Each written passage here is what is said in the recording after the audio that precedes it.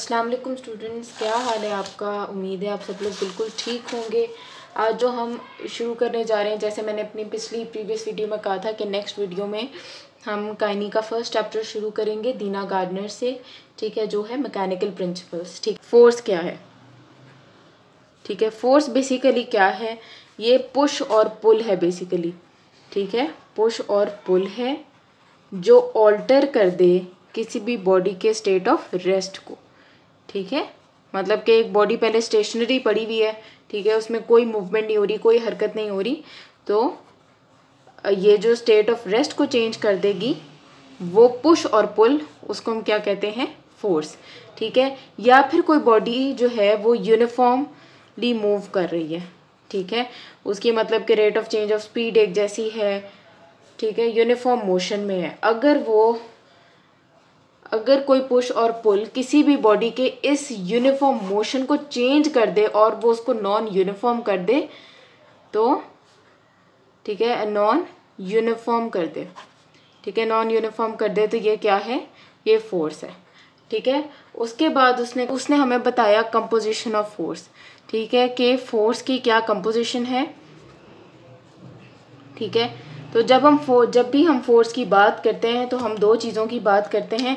सबसे पहले उसका मैग्नीट्यूड, ठीक है, और दूसरा उसकी डायरेक्शन, ठीक है। जब भी हम फोर्स को रिप्रेजेंट करते हैं ना, तो हम फोर्स को रिप्रेजेंट करते हैं एरो से, ठीक है, ये एरो, ठीक है। फोर्स की रिप्रेजेंटेशन के लिए हम क्या यूज़ करते हैं, एरो। अब ये जो एरो का हेड है ये हमें बताता है फोर्स की डायरेक्शन, ठीक है, कि फोर्स की सिम्त क्या है, वो कहाँ पर लग रही है, ठीक है, वो किस तरफ को लग रही है, ठीक है, कि वो किसी भी बॉडी को किस सिम्त में डिस्प्लेस करेगी। और ये जो एरो की लेंथ है, ये जो लाइन है, इसकी जो लेंथ है ये क्या डिपिक्ट करता है, ये लेंथ एरो की डिपिक्ट करती है या बताती है हमें मैग्नीट्यूड कितना है फोर्स का। मैग्नीट्यूड मतलब फोर्स की अमाउंट कितनी है, ठीक है, फोर्स कितनी ज़्यादा है या कितनी कम है, ठीक है। ये दो चीज़ें ये हो गई कंपोजिशन में, ठीक है जी। पॉइंट है, ठीक है, दो फोर्सेस लग रही हैं, ये मैं कह देती हूँ F1, ठीक है, और ये वाली मैं फोर्स कह देती हूँ F2। ये दोनों फोर्सेस हैं, ठीक है, ये इसी एक कॉमन पॉइंट पर लग रही हैं, ठीक है, इसी एक कॉमन पॉइंट पर लग रही हैं। समझ आ गई। अच्छा, इनकी डायरेक्शन भी एक है। जब इनकी डायरेक्शन भी एक है, इनका पॉइंट भी एक है, जिस पॉइंट पर ये फोर्सेस लग रही हैं, तो ये दोनों फोर्सेस ऐड अप होके एक सिंगल फोर्स के इक्वल हो जाएंगी, ठीक है, जो इनका सम होगा, ठीक है। मतलब कि ये जो इक्वलेंट फोर्स आई है ना, ये इन दोनों फोर्सेस का एडिशन होगा, ठीक है। ये दोनों फोर्सेस मिल जाएंगी और एक नई फोर्स जनरेट होगी जो इस बॉडी को अपनी डायरेक्शन में मूव कर देगी, ठीक है जी। ये उसने पहले पॉइंट में कहा है, ठीक है।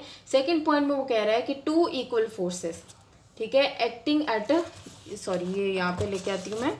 सेकेंड पॉइंट में उसने कहा कि two equal forces acting at a common point and in opposite directions, ठीक है, will result in a state of equilibrium. अब सेकेंड पॉइंट में वो क्या कह रहा है कि दो फोर्सेस हैं, ठीक है, ये देखें, सेकेंड पॉइंट में वो क्या कह रहा है, ये कॉमन पॉइंट है, दो फोर्सेस हैं, एक मैं आपको कह लेती हूँ ये F1 है, ठीक है, इसकी डायरेक्शन ये है, और ये F2 है, ठीक है।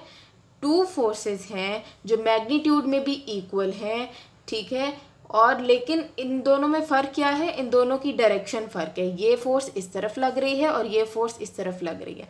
जब ये दोनों फोर्सेस एक कॉमन पॉइंट पर एक्ट करेंगी लेकिन इनकी डायरेक्शन डिफरेंट होगी, ठीक है, तो इससे क्या होगा, ये बॉडी को स्टेट ऑफ इक्विलिब्रियम में ले जाएगी। स्टेट ऑफ इक्विलिब्रियम का क्या मतलब है, अब स्टेट ऑफ इक्विलिब्रियम का मतलब है कि बॉडी एक कॉमन स्टेशनरी पोजीशन में आ जाएगी, ठीक है, जहाँ पर वो बिल्कुल स्टेबल होगी, ठीक है, जिसमें दोनों फोर्सेस एक दूसरे को कैंसिल कर दें और बॉडी अपनी स्टेट ऑफ रेस्ट में या अपनी एक्चुअल स्टेट में रहे, उसे हम क्या कहते हैं, स्टेट ऑफ इक्विलिब्रियम, ठीक है जी। हमारे पास थर्ड पॉइंट में उसने क्या कहा, अच्छा, अब थर्ड पॉइंट में वो कह रहा है कि two unequal forces acting at a common point and in opposite direction will result in movement. अब तीसरे पॉइंट में उसने कहा कि फॉर एग्जाम्पल दो फोर्सेस हैं, ठीक है, इसी तरीके से एक बॉडी है, एक ऑब्जेक्ट है, ठीक है, बॉक्स जैसे मैंने आपको कहा था, ये कॉमन पॉइंट है, ठीक है, जिस पर फोर्स एक्ट कर रही है। लेकिन अब फ़र्क क्या है दो फोर्सेस, टू फोर्सेस हैं, एक यहाँ पे एक्ट कर रही है, फॉर एग्जांपल ये F1 है और ये फोर्स है F2, ठीक है, दो फोर्सेस हैं, लेकिन इन दोनों में क्या फ़र्क है, ये दोनों अनइक्वल फोर्सेस हैं, ठीक है, ना तो इनका मैग्नीट्यूड सेम है, ये देखो, और ना इनकी डायरेक्शन सेम है। तो अब बॉक्स किस तरफ को जाएगा, अब बॉक्स जाएगा in the direction of greater force, ठीक है, कि जो फोर्स ग्रेटर होगी, अब यहाँ पे आपको कौन सी फोर्स ग्रेटर लग रही है, F2, ठीक है, तो बॉक्स किसकी डायरेक्शन में जाएगा, F2 की डायरेक्शन में जाएगा, ठीक है, F2 की डायरेक्शन में बॉक्स मूव कर जाएगा, ठीक है। अब उसने ये बात की कि हमें ये कैसे पता चला कि वो कौन सी फोर्स थी जिसने बॉक्स को मूव किया। तो अगर हम F इक्वलेंट निकालें कि वो फोर्स बेसिकली इन दोनों फोर्सेस का कोई तो ऐसा कंपोनेंट होगा ना कि F2 में कौन सी ऐसी खासियत थी जिसने उसको अपनी तरफ खींच लिया। तो जब हम इन दोनों को सब्ट्रैक्ट करेंगे, F2 बड़ी है माइनस F1, जब हम F2 में से F1 को माइनस करेंगे तो जो हमारे पास फोर्स आएगी, ठीक है, बेसिकली उस फोर्स ने F2 पूरी फोर्स के सिर्फ उस कंपोनेंट ने बॉक्स को अपनी तरफ खींचा है, ठीक है, ये बात आपको समझ आ गई, ठीक है, आई होप आपको समझ आ गई होगी। और अब फोर्थ पॉइंट में उसने कहा, अभी जो फोर्थ और फिफ्थ पॉइंट है ना, ये ज़रा समझने वाले हैं, ठीक है।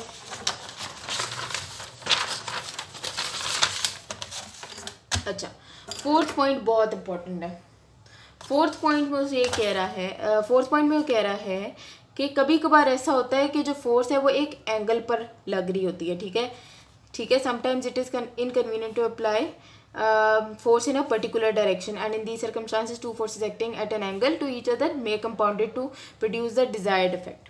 अब यहाँ पे देख, अब बोर्ड पर एक पॉइंट है, सही, ठीक है, एक पॉइंट मौजूद है ये वाला बोर्ड पर, ठीक है, इसी एक पॉइंट पर फोर्स लग रही है, लेकिन फ़र्क ही क्या है, फ़र्क ये है कि एक फोर्स लग रही है इस तरफ को, ठीक है, और एक फोर्स लग रही है इस तरफ से, ठीक है, दो फोर्सेस लग रही हैं एक एंगल से, ठीक है, इसको चलो हम F1 कह देते हैं बच्चों और इसको F2 कह देते हैं।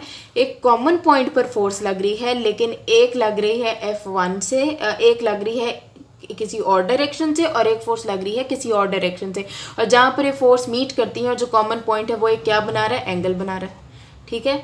जब इस तरह की कोई सिचुएशन आ जाए, ठीक है, कि दोनों फोर्सेस की डायरेक्शन डिफरेंट है लेकिन जिस पॉइंट पर वो लग रही हैं वो सेम है, तो क्या होता है, ये रूल आप लोग फिजिक्स में बच्चों पढ़ चुके हैं कि इनका हम रिजल्टेंट निकालते हैं कि बोर्ड किस तरफ को जाएगी, ठीक है, कौन सी रिजल्टेंट फोर्स हम इसमें निकालते हैं, उस रिजल्टेंट फोर्स की डायरेक्शन में बेसिकली मूवमेंट होगी बोर्ड की, ठीक है। तो हम इनका क्या निकालेंगे, रिजल्टेंट, ये फॉर एग्जांपल ये आ गया इनका रिजल्टेंट, ठीक है, और ये रिजल्टेंट इन दोनों फोर्सेस से बड़ा होगा, ठीक है, और अगर हम इसको ज्वाइन करें तो ये समवट एक पैरेललोग्राम बनता है, इसलिए हम इस मेथड को क्या कहते हैं, पैरेललोग्राम मेथड भी कहते हैं। बच्चों एक दफ़ा दोबारा सुन लो, एक कॉमन पॉइंट है, ठीक है, उस कॉमन पॉइंट पर फोर्स लग रही है, लेकिन फ़र्क क्या है, दोनों फोर्सेस की डायरेक्शन डिफरेंट है, पॉइंट जिस पर वो दोनों फोर्सेस लग रही हैं वो सेम है, ठीक है, तो उस पॉइंट के साथ ये दोनों फोर्सेस एक एंगल बनाती हैं, ठीक है। अब हमने रिजल्टेंट फोर्स निकालनी है जिस फोर्स की डायरेक्शन में मूवमेंट होगी, ठीक है, तो इस केस में हम उन दोनों फोर्सेस का रिजल्टेंट निकाल लेते हैं। बच्चों इस पॉइंट की जो उसने बुक में एग्जांपल दी है वो दी है हमें डेल्टोइड की, ठीक है, डेल्टोइड के 3 फाइबर्स होते हैं, एंटीरियर, मिडल एंड पोस्टीरियर, ठीक है। जो डेल्टोइड के मेन एबडक्टर्स हैं शोल्डर के, जो शोल्डर के एबडक्शन कराते हैं वो कौन से, मिडल फाइबर्स हैं, ठीक है, लेकिन उसने कहा कि मिडल फाइबर्स जो हैं वो अकेले नहीं करवाते एबडक्शन, थोड़ी सी फोर्स इंटीरियर फाइबर्स डालते हैं, थोड़ी सी पोस्टीरियर फाइबर्स डालते हैं, ठीक है, और फिर जाके शोल्डर की एबडक्शन होती है। अब ये जो पॉइंट है कैसे एप्लीकेबल है इस एग्जांपल के अंदर, वो इस तरह से है कि देखिए इंटीरियर फाइबर्स अपनी डायरेक्शन से फोर्स लगा रहे हैं, मिडिल फाइबर्स अपनी डायरेक्शन से, पोस्टीरियर फाइबर्स अपनी डायरेक्शन से, लेकिन इन तीनों फाइबर्स का इंसर्शन सेम है, डेल्टोइड ट्यूबरोसिटी में जाके लगते हैं। और आपने एक बात याद रखनी है और आपको पता भी होगी कि जब भी मसल कॉन्ट्रैक्ट करता है तो वो अपने इंसर्शन को मूव करता है, ठीक है। तो जब ये फाइबर्स, तीनों डेल्टोइड के फाइबर्स जब मिलकर फोर्स लगाएंगे, इन तीनों फोर्सेस, ये तीनों फोर्सेस जब मिलेंगी, जमा होगी, कंपाउंड होंगी, करेगी तो एक रिजल्टेंट फोर्स मिलेगी। वो रिजल्टेंट फोर्स जो है वो डेल्टॉइड टिब्रोसिटी पे एक्ट करेगी और वो शोल्डर को एबडक्ट करवाएगी। ठीक है।